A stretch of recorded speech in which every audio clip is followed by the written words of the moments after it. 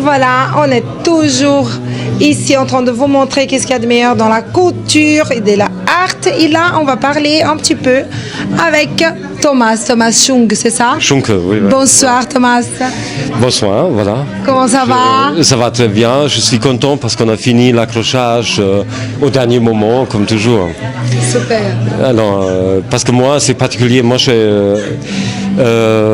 l'association m'a invité pour organiser un peu cette expo.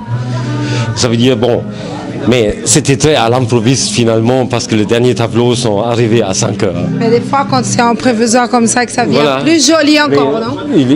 Il fallait marier plusieurs esthétiques. D'accord. Et bon, moi je me suis retenu, j'ai seulement mis 2 tableaux parce que je savais on va avoir des problèmes de la place. D'accord. Mais vous n'êtes pas seulement un artiste. moi je suis un peu. Vous êtes aussi un écrivain, c'est ça? Oui, bon, je me comprends un peu comme un artiste multidisciplinaire. D'accord. Parce que je pouvais jamais arrêter ça que j'ai une fois commencé. J'ai toujours écrit, j'ai toujours peint, j'ai toujours. Après, je pensais de faire du cinéma et là, je peux mettre tout, mais ça a juste ajouté encore une couche. Wow, donc c'est un polyvalent dans l'art. Et j'organise aussi des expos et je m'intéresse plutôt aussi à comment ça se passe avec l'art, comment on peut. Pas comment ça se passe entre le public et les artistes. Et je ne suis pas tellement pour le truc de star, mais vraiment pour cette interaction entre le public et les artistes. Plutôt passer une formation dans l'expression, dans l'art, par exemple, comme un tableau? Oui, ben bon, on peut prendre ça comme une sorte de message. Je m'excuse, je viens de ses côtés. Puis voilà, comme ça déjà, c'est un art que vous avez fait, que vous avez s'inspiré à quoi en fait? Parce que je connais bien ces petits poissons. Hein. Bon voilà, tout le monde connaît ces poissons, le poisson de sushi où il y a la sauce soja. Il y a la sauce, oui. D'une manière, ça nous fascine et d'une autre manière, c'est un symbole de notre société. Comment quand même, le sushi, c'est quand même maintenant, ça s'est répandu partout dans le monde. Avant, c'était seulement le japonais. Alors, ça menaçait pas tellement le thon, ça allait encore le japonais, mais maintenant, c'est grave pour le thon. Ils sont menacés parce que tout le monde mange le sushi et tout le monde connaît ça. Ouais. Mais et là, on a. Pour moi, c'est un. Ça, c'est connu, c'est comme vous avez dit, ça fait partie de le monde entier en fait, parce que le japonais maintenant, on peut trouver partout. Mais par contre, c'est quoi que ça vous inspirait à transformer ça en tableau? Bon, ça a des conséquences politiques. Bon, on va là, d'une manière, ils vont tous dans un sens. Oui. Il y a un qui va dans un autre sens. Tout à fait. Donc ça veut dire quoi pour vous ça? Ces deux qui se rencontrent en fait. Il va dans moi je me identifie avec ces poissons de sushi là. Ah donc voilà. À l'envers. Et j'aimerais proposer aussi ça aux autres. En fait, ça c'est un poisson sushi qui s'exprime dans le sens littéral parce que j'ai peint un poisson, il a fait un autoportrait avec la sauce soja. Voilà. Donc ça veut dire c'est juste j'ai peint avec la sauce soja. C'est comme si vous allez transmettre un message. Ceux qui sont tous dans un sens, et puis il y a un seul qui va dans l'autre. Donc c'est un message on peut prendre comme un message, ça. Oui, c'est un message. Clairement, je le fais pour ça, qui est le poisson vide. Vont dans un sens, et c'est lui qui s'exprime, il va dans l'autre sens. Voilà. Dans une autre couleur. Je l'ai choisi exprès pour cette expo parce que je pense qu'il y a un sens à donner politique. Tout le pays. Si on essaie d'aller dans un autre Regardons déjà le contexte latino. Tous les États latino-américains avaient de grands problèmes avec le pouvoir, de grands problèmes politiques. Cette question, dans quel sens on va, est vachement importante pour la société latino-américaine. Ça, j'ai choisi cet tableau-là pour cet événement d'aujourd'hui.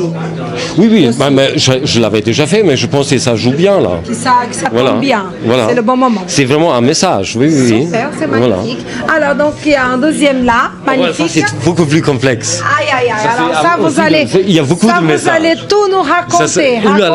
Racontez alors ces messages. Alors, ça s'appelle Lettres rêvées de Paris. Bon, il y a plusieurs éléments. Il y a déjà cet élément-là qu'il y a ça qui m'a donné l'idée. J'ai trouvé sur la rue un bout de papier qui était assez sali avec la timbre avec un bâtiment de Paris. Et du coup, j'ai combiné ça avec un rêve que j'avais fait une fois où j'ai rêvé d'une lettre où une personne que je ne connaissais pas mais qui m'écrivait de Paris avec aussi de sens politique, de penser la conception de l'ami phibien, pas de l'amphibien, mais de l'ami phibien et du mammifère. Pas du mammifère, mais du mammifère. Et tout ça, j'ai combiné avec les images du philosophe Michel Foucault. Michel Foucault, qui a beaucoup réfléchi sur le pouvoir et nous, comment le pouvoir s'installe. Et voilà, il y a des représentations de vous et je l'ai mélangé là-dedans, lui comme un cerf dans la forêt, lui comme un chat à la maison, à la machine à écrire. Voilà, bon, j'ai dessiné dessus. Donc là, vous exprimez ça, vous voulez... C'est la représentation d'un rêve visuel. Donc c'est on essaie par toujours... rapport à votre rêve que vous avez eu. Comment on se souvient de rêve? Comment on se souvient de rêve? C'est toujours par fragments. Et après, on essaie de le combiner. Et j'ai essayé de faire un tableau qui représente comment nous, on se réfère au rêve aussi. On se retrouve, peut-être. Comment on essaye de le raconter aussi. Ah, d'accord. Voilà. Ouais, et là, mais c'est en même temps une lettre, c'est en même temps un rêve, c'est en même temps... C'était un rêve par rapport à quoi, en fait? Vous avez rêvé de quoi?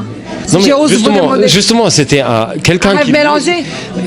Quelqu'un que je connaissais pas qui m'écrivait une lettre et qui me communiquait quelque chose.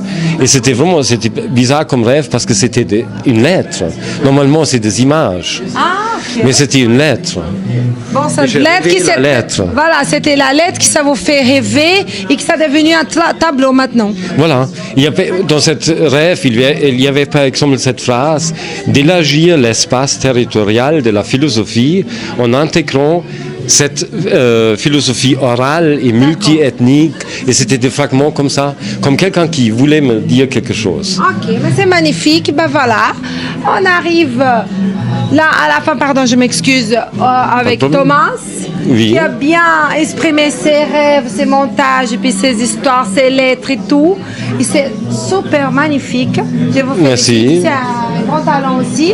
Alors, je vous souhaite une bonne soirée. Vous voulez laisser un message aux gens qui sont en train de nous voir et aussi regarder votre art. Alors, laissez le message à la télévision. Il faut regarder dans les expos et voir des choses qui nous inspirent. Ça fait toujours du bien. Ok, alors vous avez réussi, c'est ça que j'ai compris. Merci beaucoup. Merci une excellente bonne soirée et beaucoup de succès. Merci. Merci. Au revoir. Merci.